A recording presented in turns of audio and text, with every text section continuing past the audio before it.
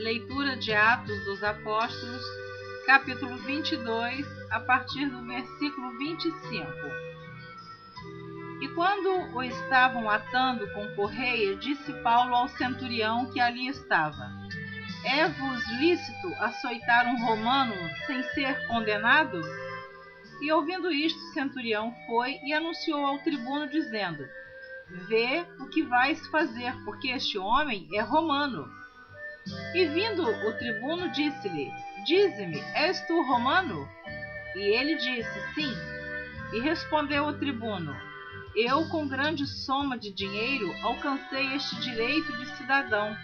Paulo disse: Mas eu sou de nascimento.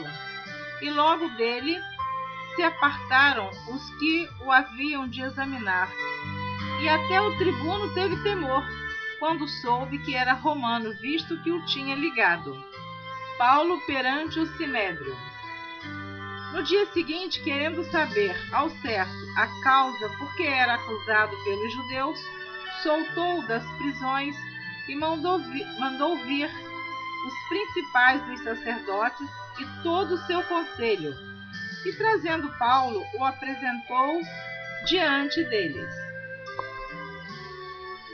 Atos, capítulo 23. E pondo Paulo os olhos no conselho, disse: Varões e irmãos, até o dia de hoje tenho andado diante de Deus com toda a boa consciência.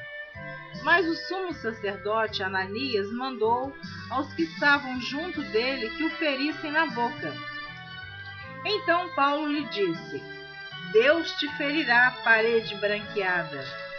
Tu estás aqui assentado para julgar-me conforme a lei, e contra a lei me mandas ferir? E os que ali estavam disseram: Injúrias o sumo sacerdote de Deus?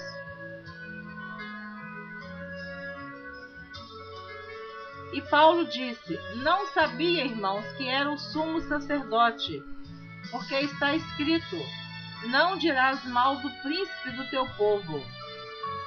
E Paulo, sabendo que uma parte era de saduceus e outra de fariseus, clamou no conselho: Varões e irmãos, eu sou fariseu, filho de fariseu.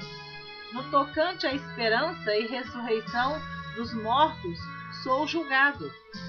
E havendo dito isto, houve dissensão entre os fariseus e saduceus, e a multidão se dividiu. Porque os saduceus dizem que não há ressurreição, nem anjo, nem espírito, mas os fariseus reconhecem uma e outra coisa. E originou-se um grande clamor, e levantando-se os escribas da parte dos fariseus, contendiam, dizendo: Nenhum mal achamos neste homem, e se algum espírito ou anjo lhe falou, não resistamos a Deus.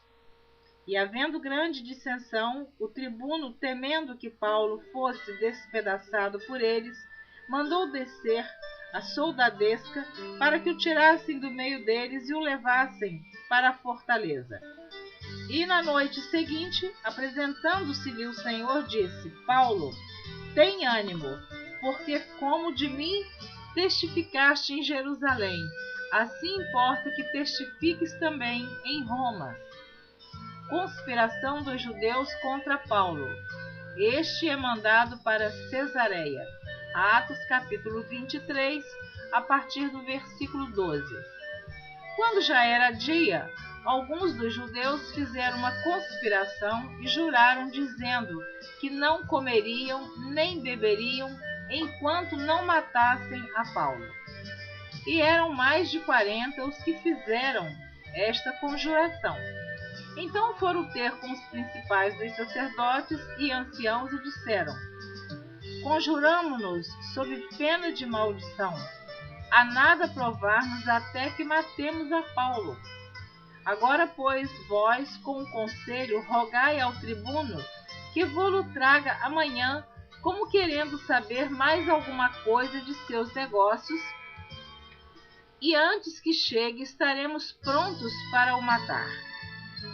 E o filho da irmã de Paulo, tendo ouvido acerca desta cilada, foi e entrou na fortaleza e o anunciou a Paulo.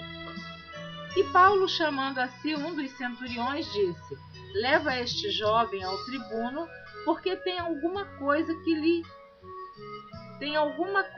lhe comunicar.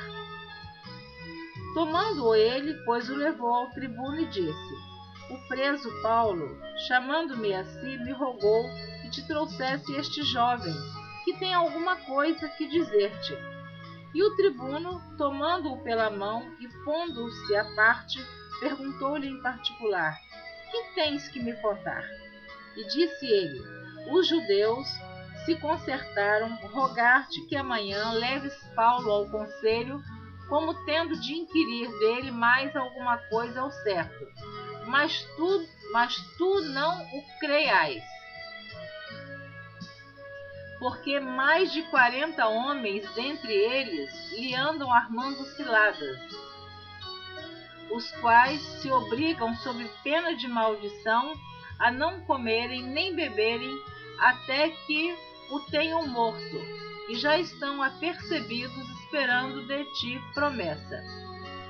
Então o tribuno despediu o jovem, mandando-lhe que a ninguém dissesse que lhe havia contado aquilo. E chamando 2 centuriões, lhes disse: aprontai para as 3 horas da noite 200 soldados e 70 de cavalo e 200 lanceiros para irem até Cesareia. E aparelhai cavalgaduras para que, pondo nelas a Paulo, o levam salvo ao governador Félix. E escreveu uma carta que continha isto: Cláudio Lísias a Félix, potentíssimo governador, saúde. Este homem foi preso pelos judeus. Estando já pronto de ser morto por eles, sobrevim eu com soldadesca e o livrei, informado de que era romano. Querendo saber a causa por que o acusavam, o levei ao seu conselho. E achei que o acusavam de algumas questões da sua lei, mas que nenhum crime havia nele digno de morte ou de prisão. E sendo-me notificado que os judeus haviam de armar ciladas a esse homem, logo t'o enviei, mandando também aos acusadores que perante ti digam o que tiverem contra ele. Faça bem. Tomando, pois, os soldados a Paulo, como lhes fora mandado, e trouxeram de noite a Antipátride. No dia seguinte, deixando aos de cavalo irem com ele, tornaram à fortaleza.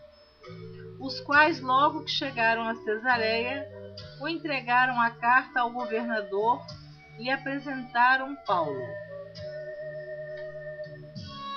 E o governador, lida a carta, perguntou de que província era, e sabendo que era da Cilícia, disse: ouvir-te-ei quando também aqui vieram os teus acusadores.